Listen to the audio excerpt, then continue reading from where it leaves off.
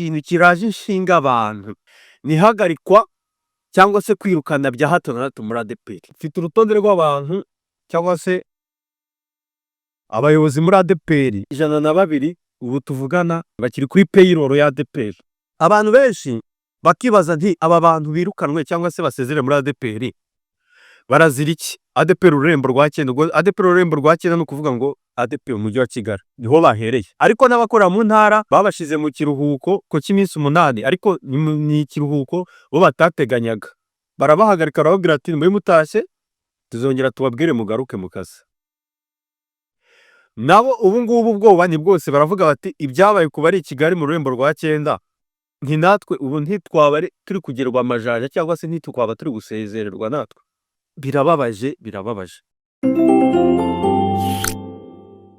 Yes my people, nizere ko meze fresh, nizere ko meze neza cyane aho muherereye ari hose, by'umwihariko abari mu gihugu cyacu cy'u Rwanda. Of course murabizi ko muri kumwe n'umusore wanyu cyangwa se umuhungu wanyu Valeur, mko maze kumenya hano kuri Gospel 250. Nizere ko meze fresh cyangwa se meze sawa cyane. Ngenda nshima Imana muri iki gitondo cy'uyu munsi wo gutangira icyumweru. Burya ugomba gutangira abantu ufite imbaraga nyinshi zo gukora, kandi wumva ko ufite gahunda wihaye. Nibura cyumweru kikarangira hari gahunda wihaye. Rimwe na rimwe abantu benshi ntibajya bakunda kwiha gahunda z'icyumweru, bakereza gahunda z'umwaka, ariko biba byiza kugira ngo gahunda z'umwaka zigerweho neza ari uko baza guhera ku cyumweru. Niko bigenda, icyumweru iyo kigeze neza wahaye gahunda nibyo.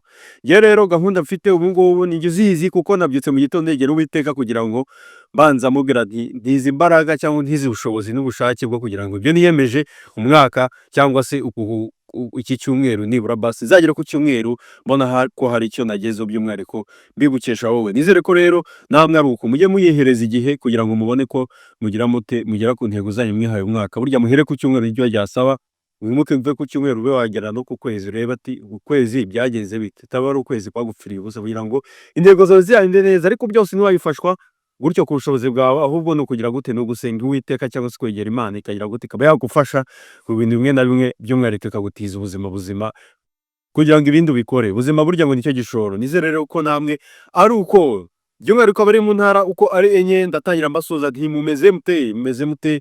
Imvura iracyabageraho neza nkuko iminsi ishize byari bimeze. Tekereza ko ubu hajemo nk'iminsi 2 oya nijoro yajojobye. Nizere ko akavura nta kintu kari kubahungabanya ku bigendanye n'imihingire cyangwa se mu kubiba, kugira ngo muzasarure mumeze neza cyane, mushima Uwiteka ko yabagereneye akavura kameze neza. Abari muri diaspora ubwo namwe sinagenda ntagize gute ntabasuje. Nizere ko namwe sama muri kwigira gute, muri kuyinjiramo neza cyane, mushima Uwiteka ibashije kubambutsa. Ubu tujye kugira mu gice cy'umwaka, intego mwihaye zirimo ziragerwaho neza cyangwa se hari bitari kugenda fresh. Nizere ko mwese biri kugenda neza muri rusange. Murabizi ko hano kuri Gospel 250 tujya tuganira ibintu bimwe ku bindi, cyangwa se tuganira ku bigenda bivugwa by'umwihariko muri gospel, cyangwa se tukaganira ku ivuga butumwa cyangwa se ku buhanuzi. Namwe narababwiye nti niyo mpamvu nashyizeho nimero zanye muri description, kugira ngo nibura basi nimba ufite ibyo ganiriza abanyarwanda cyangwa usubabwira, ushobora kubaganiriza by'umwihariko unyuze kuri platform si yanjye gusa, namwe ni yanyu. Mushobora kugira gute, mushobora kuza hano mukagira ibyo muganiriza abantu, nkabahereza urubuga, by'umwihariko ufite ubuhamya cyangwa se ufite ijambo ry'Imana, cyangwa se ufite ibyo Imana yagukoreye, cyangwa se ufite ibyo wakunguraho ubumenyi ku bantu, cyane uko iyi platform nike ibereyeho. Nizere ko meze neza fresh sana kabisa. Ntagiye kujya mbona abantu benshi cyane batagiye kujya approachinga bambwira bati platform yawe kabisa iri kuyizamuka ku munsi. Bya byiza natwe tugize ubutumwa tuza kugira gute, tuje kuganiriza abanyarwanda. Rero murabizi ko mbafite vibe, mba ndi kugenda nganira, si ngombwa kuza ebana meze ukuntu, ariko mfite ikintu bro muri nge bagomba kuba afite stamina. Nabibabwiye icyumweru kiba kigomba kuba gitangira umuntu wese afite vibe byataye. Uyu munsi nateguye inkuru ngo tuze kwiganiraho. Turaza kuganira ku mweyo uri gukubura. Umweyo ebana, bamwe nagiye mbona bandika amatitre agiye akakaye bavuga ati ni inkuba itagira amaso iri kwanura abakozi b'Imana muri Adpr. Iki kintu nicyo ngiye tugiye kuganiraho, kuko nabonye umweyo uri kuvuza ubuha muri Adpr muri rusange. Tukibaza biraterwa n'iki? Kugira ngo tubone urutonde rw'abantu, mfite urutonde rw'abantu cyangwa se abayobozi muri Adpr 120 oya ni ijana na babiri, plutôt. Abakozi muri ADPR 102 ubu tuvugana ntibakibarizwa hehe, ntibakiri kuri payroll ya ADPR, ntibakiri kuri payroll ya ADPR. Iyo nkuru ejo mwagiye muyibona ku mbuga nkoranyambaga cyangwa se abantu benshi bagenda babiganiro, by'umwihariko bakora inkuru zigiye zitandukanye muri gospel. Abenshi bakibaza nti ADPR ibi ni bintu ni ibiki birimo bya bombori, uyu mweyo wa hato na hato uri kugenda ugaragara muri ADPR uraterwa n'iki?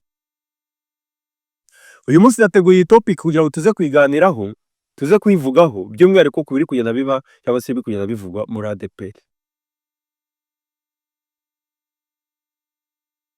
Abantu benshi bakibaza nti aba bantu birukanwe cyangwa se basezere muri ADPR barazira iki? ADPR ururembo rwa 9, ubwo ADPR ururembo rwa 9 ni ukuvuga ngo ADPR umujyi wa Kigali niho bahereye, ariko n'abakora mu ntara babashize mu kiruhuko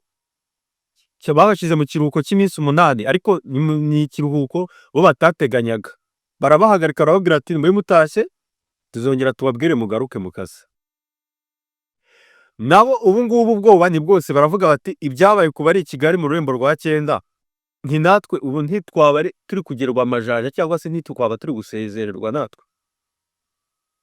Turaza kubigarukaho, turaza kugaruka kuri RGB, turaza kugaruka ku cyo yatangaje cyangwa se ku bintu yasabye amatorero kuba yakuzuza kugira ngo nibura basi abafite abashumba cyangwa se abayobozi b'amatorero kuba hari ibyo babujije kugira ngo babe ari abayobozi cyangwa se abapastor.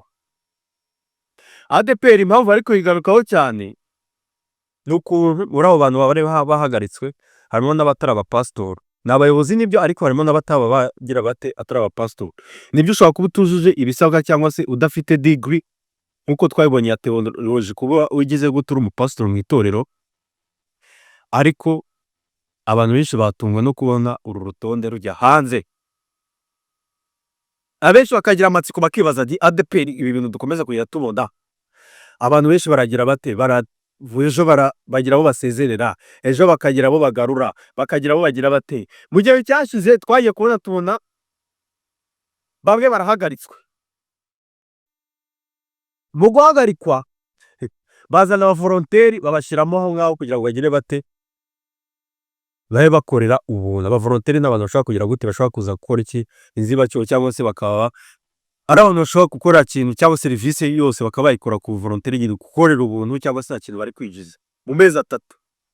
Mbese akibaza nyuma y'amezi 3 kaba mwari mwarahagaritse mwahisemo bagarura abakoraga iki volonteri mukabahagarika nta mafaranga bahawe, kandi abahagaritswe n'amezi 3 nabo ntibahembwaga, ayo mafaranga yagiye. Nibyo ADPR biravugwa ko harimo ikibazo cy'ubukungu, ariko abenshi bakabishingiraho bavuga bati ADPR ikibazo cy'ubukungu cyaba kiri he? Burya ADPR yageze gute hari abasaza cyangwa se bakora itorero bashyizwe muri pansiyo? Twagiye tubibona mu nkuru zacu zabanje. Hari abashyizwe muri pansiyo bashyirwaho ikigega kizagira gute, kizabafasha mu buryo bwo kwivuza cyangwa se kugira gute kubaho neza, cyangwa se ubwishingizi bw'imiryango yabo. Twarabibonye turabishima, dushimira Ndayizera Isaie nk'umuvugizi mukuru cyangwa se umuyobozi mukuru w'itorero ADPR. Turabibona turikanga, turabishima, turavuga ati izi ni impinduka zikomeje kugaragara muri ADPR. Twarabibonye no kugira gute batangaza ko bagiye kuzakiraho abapastor b'abadamu. Abenshi baratungurwa ko ADPR imyaka yari imaze myinshi ntabwo yagiraga abakozi cyangwa se abapastor b'abadamu.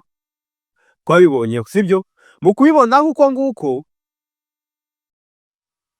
abenshi barabishima nibyo, ariko ikindi kintu kiraje inshinga abantu ni hagarikwa cyangwa se kwirukana bya hato na hato muri ADPR. Icyo kintu kiri kuraza inshinga abantu benshi kubera ko bari kwifata, cyangwa se usibye kuba wenda mu mafamiye yabo abantu bamaze igihe kinini bakora, uzi kugira gutya umuntu akaguhagarika agutunguye utaruzi neza yuko uri buhagarikwe, ukabona we gusa ibaruwa iraje iguhagarika mu kazi. Wari ufite umuryango utunze, wari ufite amakredi muri banke, ufite amadeni aha n'aha, ufite abana biga, ufite gutunga umuryango muri rusange murabizi. abenshi rero birabababaza bakavuga bati ibi bintu ni ibiki muri Adpr bya gutya gutya, kubera iki iri vugurura bo bita ko ari ivugurura barimo barakora, kubera iki iri vugurura riri gutwara abantu rikabahagarika ku nshingano zabo, amafaranga agahagarikwa bahembwaga barabaho bate? Iri ni ivugurura gatiki. Ababo muri andi matorero cyangwa se mu bindi bintu murabizi, iyo hagiye kubaho ikintu cyitwa ivugurura, hari ukuntu habaho ivugurura kugira ngo abantu bagire bate, hari ibyo bagenda buzuza gutya na gutya gutya na gutya, ariko hatabayeho kugira gute guhagarika abantu mu buryo butunguranye. Haba no guhagarika abantu mu buryo butunguranye, hakabaho kuba update mukababwira nti ati dufite ikibazo iki n'iki, mwitegure tuzagira gute, tuzagera igihe tubahagarika igihe runaka. Ariko nibura mukaba mubizi, ukaba ushaka n'ibindi bishobora kugira gute gutunga imiryango yabo cyangwa se bigufasha, ariko wabanje kugira gute kubabwira. Abantu rero bakababara bakibaza bati by'umwihariko abakurikiranira Adpr hafi cyangwa se abayoboke banyu na bamwe mu miryango y'abantu baba bahagaritswe gutyo ku buryo butunguranye, bakibaza ati ibi bintu ni ibiki byo guhagarika abantu bya hato na hato, riratujyana he, biratugeza he? Iri vugurura nimba ari rivugurura riri kuza gutyo ku muri ubu buryo, ni ivugurura gatiki. Birababaje, birababaje. Nanjye bavuze ko bibabaje, nishize mu mwanya w'aba bantu baba bahagaritswe, cyangwa se mu mwanya wa bamwe mu bantu bari muri famiye z'aba bantu bari batunze imiryango. Guhagarikwa ku kazi ni ibintu bibabaje. Ufite umuryango, ufite ibizindi gaspillage ushobora kugira gute gukemura ibibazo bimwe na bimwe bitewe n'amafaranga, ugahagarikwa ku kazi, birababaza, nibyo koko. Ariko se nihe mpamvu ituma Adpr ihagarika aba bantu muri ubu buryo? Amakuru mfite ni uko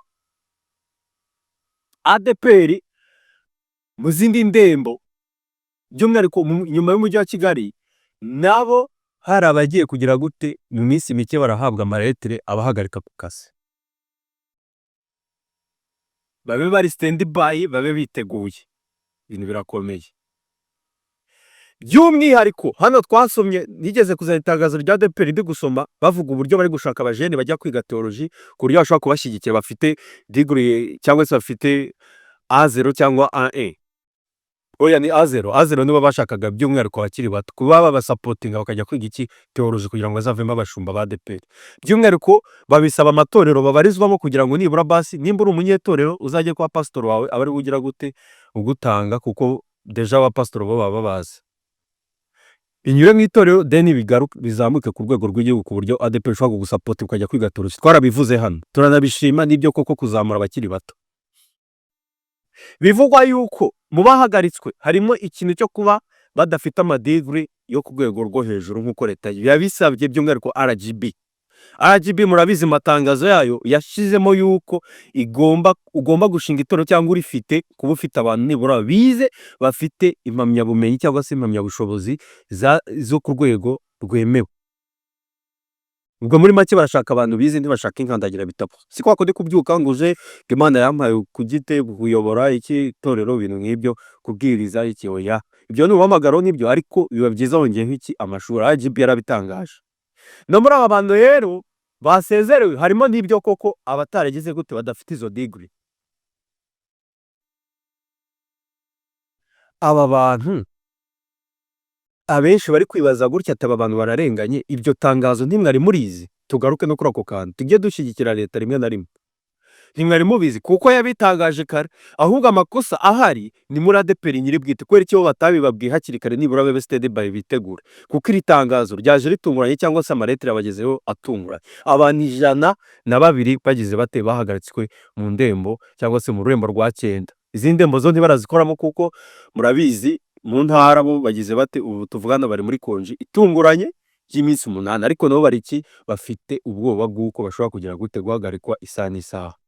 Ibintu birakomeye, narabibabwiye nti tujye mu Mana, ariko tugeze dute tuzi gushakisha no mu bundi buryo, ku buryo ibintu bigeze bite, ibintu byarahindutse si kimwe nka kera, ibintu birahindagurika. Kabuze gukoresha amaboko, uzi gushakisha uburyo bwari bwo bwose. Iyi nkuru niyo nari nateguye kugira ngo tuze kuyiganiraho, ariko by'umwihariko commentaire zirihariya cyangwa se mushobora gutambutsa ibitekerezo byanyu cyangwa se commentaire namwe mukagira icyo mubivugaho by'umwihariko kuri Adpr iragana hehe kiri gutungura abantu mu buryo bukabije kubahagarika ku kazi kabubikira imbehe imiryango yayo iraza kuba hite. Murakoze cyane rero kuri subscribe kugira ngo tubane umunsi ku munsi ya Valeur hano kuri Gospel 250.